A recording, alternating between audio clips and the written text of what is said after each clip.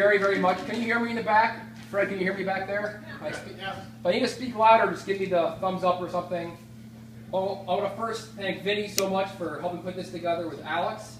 When Vinny took away my introduction, the amount of ribbon cuttings going on here in Catskill. Every time I feel like I open the Daily Mail, it's something new. I see Vinny's face with a big pair of scissors.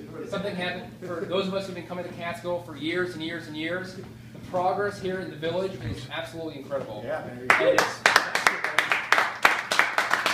And it's not just in Catskill, it's across this entire region. We have our great new mayor of Hudson here, Rick Rector, who came across the river. Rick was just elected, I remember. Hudson's doing great, but I believe its best days are ahead with Rick at the helm and his ideas. And Tom, thank you for coming as well.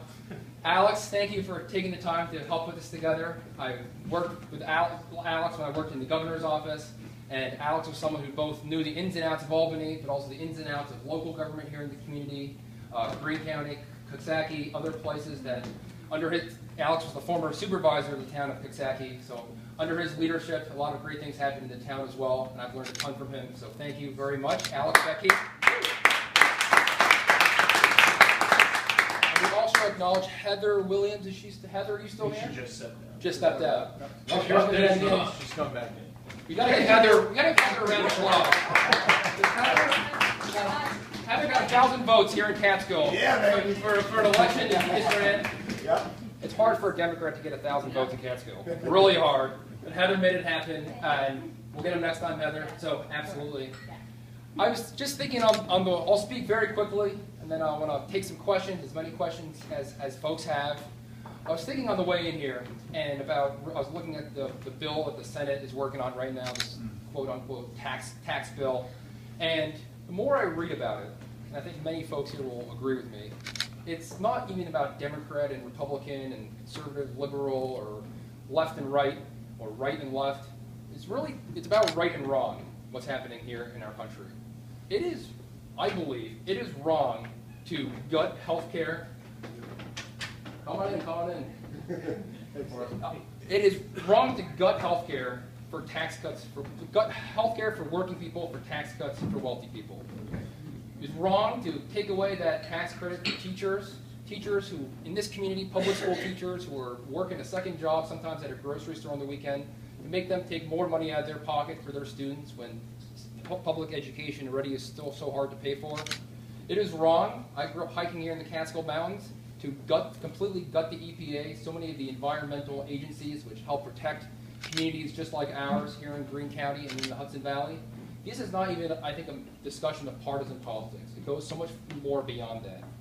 And I think here in our community, what makes it so much more painful is the fact that our member of Congress, Mr. Faso, is not just some cheerleader on the side, has been leading this charge from the very moment he got into office. The first vote he took on the coal waste in streams, he said, I don't sit on the environmental committee, it's not my jurisdiction. If you represent the Catskill Mountains, you vote with the environment 100% of the time. Chris Gibson did, he was a Republican. That's what you do, no questions asked. That vote to take 65,000 people in our community, take them off health care, and we did it without holding a town hall meeting. When he got up and said, I will never vote to defund Planned Parenthood, and then did it not once, but did it twice, I think on every single issue, he's turned his back and betrayed our community. And so when we watch what's happening in Washington, what makes it so much more painful for us is that it's our member of Congress. And this afternoon, I was actually at the wake of Maurice Hinchey, who wasn't the member of Congress here, but for when I grew up in Ulster County, was our member of Congress. And I think that it makes that even more painful. Because Maurice, for those who didn't know him, Maurice was the best type of member of Congress. He was he was a proud liberal Democrat, stood up against the Iraq War, voted against NAFTA. I mean, he even was on that petition to impeach President Bush after he went to the Iraq War. But he won a district that was as Republican as it was Democrat, because he showed up, he looked people in the eye, he talked to them, he answered their tough questions. You may disagree with him on every single issue, and he didn't care. He stood there and he talked to you. And I think that's the kind of representative we've had in this area, in this community. That's what makes Mr. Faso so painful for us. And to me, I think our marching orders are pretty clear. Come on in, please. Our marching orders are, we got to resist what's coming out of Washington. I am all about getting things done and working together, but when you see these policies, which have no rhyme or reason but to get rid of the good work that President Obama did, we have to resist that.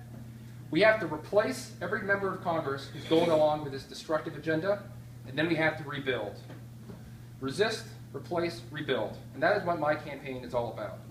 And here in Catskill, we've done a great job of, I believe, in resisting, starting the resistance with Heather's race, so much more. We put the pressure on Faso to make sure he didn't vote for this crazy tax bill, but we have absolutely more work to do. And I know here in Catskill and Greene County, the most Republican county in the New York 19, if you can win here as a Democrat, you should give a little lesson to all the New York 19 candidates how to win tough territory. So I'll be following your lead here. And I believe replacing John Faso, I know as Vinny mentioned, there's a number of Democrats in this race. I believe that I'm the best candidate to take on John Faso because the contrast between myself and John Faso, I believe, could not be clearer. Here is someone, my upbringing in this community, born and raised here, growing up working on a farm, first in my family to go to college, blue-collar upbringing here, drilling water wells, volunteer firefighter, versus John Faso, who moved here to run for office back when he originally ran, and then used his time in Albany to make millions of dollars as a government lobbyist. Doesn't know what it's like to work with his hands, to work multiple jobs to make ends meet, which is why he turned his back on so many working people here in this community.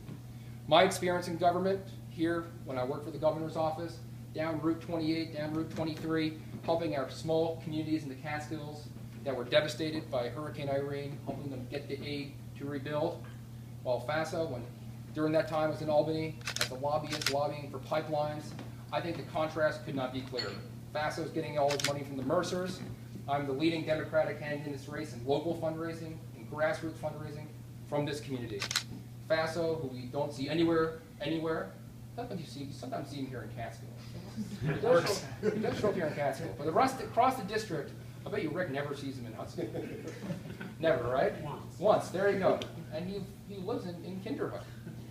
And my campaign, which is this RV right out there, I'm going to all 163 towns in this community. I'm showing up at every single one. It's not just a campaign thing. I'm doing it every single year. No matter what the votes are, what the issues are, I'm showing up. I had a political consultant call me, by the way, didn't hire, called me and said, Gareth, you're crazy. You're going to communities where there's only 12 Democrats. Why on earth would you go there? I said, well, there's 2,000 Republicans there. And I think I'm going to sit down, I'm going to talk to those folks. They're going to disagree with me on 80% of the issues. But when those crazy attack ads come next year, which they're going to come, because Robert Mercer and the Koch brothers are going to throw them in here, they're going to say, I met Gareth, I know him. When this ad says he wants to take away our guns, I know that's not true because I looked him in the eye, asked him what he thought about the Second Amendment, and he said he grew up here, working on a farm, and he gets it. I think that contrast is going to be very, very clear. And then rebuilding. Rebuilding is so important because we cannot wait. The stakes are far too high to let this mess keep going on. We have seen so many young people leave upstate New York, so many folks who I knew from Kingston High School, graduated from high school, didn't have the work they have here, had to move to other communities. I want to work hard to keep our young people here. That's Columbia Green Community College, making sure they have the investment they need to keep growing and job training programs. We talk about four-year college, we talk about two-year college. We need to start talking about one-year college. We need to talk about half-year college, getting a certificate program, because we have a lot of unfilled jobs in this community, and they should be filled by our young people. It's about broadband, making sure that our businesses here have the type of high-speed internet, cell phone coverage across Greene County, across the entire district, and making sure that the healthcare, we have an opportunity here to fix our healthcare system. One of the biggest causes of anxieties for our families, huge burden on our local businesses, making sure we're taking that off their back. Every other country does this better. Almost every other industrial nation does it better than we do. It's time for us to get on board with Medicare for all. That's the platform I'm running on. You got to resist this crazy stuff coming out of Washington. You got to replace Faso. We have to rebuild for the future. We've come too far. We've made so much progress as a country. I was proud in the governor's office to fight for when no one thought that marriage equality would become law. I was proud to fight in every county in this state for it, and we got it done. You know what John Faso said when that was happening? If I was governor, I would veto it. That's what John Faso said when he ran against Elliott Spitzer. A man who was on the opposite side of these issues that we care about the most. That's what we're going to repeal and replace. That's how I'm running my campaign. And I believe we are going to win this race. And we're going to send a message to the whole world that this America, that's happening under Trump, this isn't us. We made a little mistake last year, and we're going to correct it by taking back the House. So again, Vinny, Alex, thank you so much for helping put this together. I know the bar is open, and I would love to take any questions on any issue that folks have, and please, fire away. Tough questions, maybe, Sid, right? Only tough questions. Only tough questions here. There we go. Yes, I please. have a question. So we are interested in your positions, but also your electability, right? Oh, all the candidates, Yes. not just you. And that's kind of the balance one has to make. So, you know. Yes. So, sounds like you're working hard.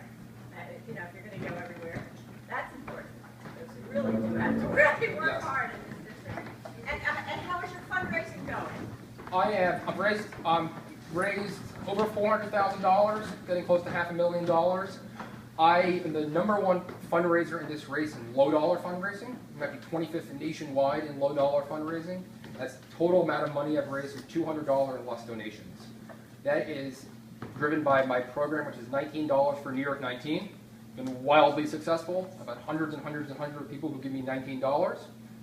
I'm not asking for anything, you know, obviously, but I've been and it's been to me a very, very successful program. I'm also the leading fundraiser in this race for local fundraising from people in New York 19. So I've been doing a very good job of raising money here in the community and raising low dollar. So I'm running a grassroots campaign. Grassroots. To me, that is, and in the end, I believe monies could be very important. I'm going to have plenty of it. I'm going to have close to $1 million by the primary if I continue on the rate I'm going. But let's remember that in 2014, the Democratic candidate spent $5 million and lost by 29 points. Right. Blanketed the entire, Right. you probably got 45 robocalls, 55 mailers, I don't know how many TV ads. That is why I'm running a different type of race. You talk to these political consultants, they'll tell you, New York 19 is too big. It's bigger than Connecticut. It's too big to go everywhere, so you should sit in New York City somewhere and raise all this money and then put it on TV and put it in mail and you'll be fine. Well, I've watched that and it doesn't work. So that's why I'm doing it differently. I am doing it a grassroots way, I'm doing it a community-based way, and I'm doing it via the RV. Going to these towns, showing up so people can meet me face to face, and then when they see those attack ads, they will know I met Gareth, and maybe they won't vote for me. But when they wake up on that Tuesday in November, maybe they'll go get an oil change instead of going to vote against me. And I think that is critical. When Kirsten Gillibrand won her seat in that tough race in 2006, she showed up everywhere. Yeah. And a lot of people who I think were inclined to go for the Republican said, nope, I met her. I met Kirsten Gillibrand on Warren Street. She was out there talking to folks, and maybe those Republicans, what they're saying about her is wrong. So that's why I believe on the fundraising side, I'm going to be great, and on the grassroots side, I'm going to be even better. And you know, can I say something?